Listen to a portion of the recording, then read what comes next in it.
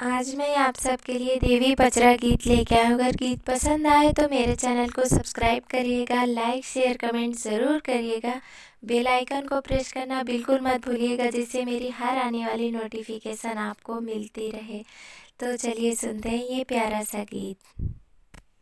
आबा दुआर दुल्हे घोड़ा दौड़ावै हो, मंदिर के बीचे ना दुल्हे दिया ना देखावै हो, मंदिर के बीचे ना दुल्हे दिया ना देखावै हो, मंदिर के बीचे ना।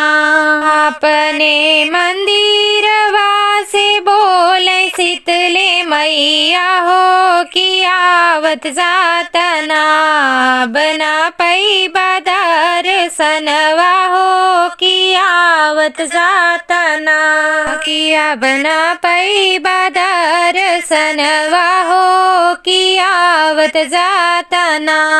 आबा दुआर दुल्हे घोड़ा दौड़ावै हो, मंदिर के बीचे ना दुल्हे दिया ना देखावै हो, मंदिर के बीचे ना दुल्हे दिया ना देखावै हो, मंदिर के बीचे ना।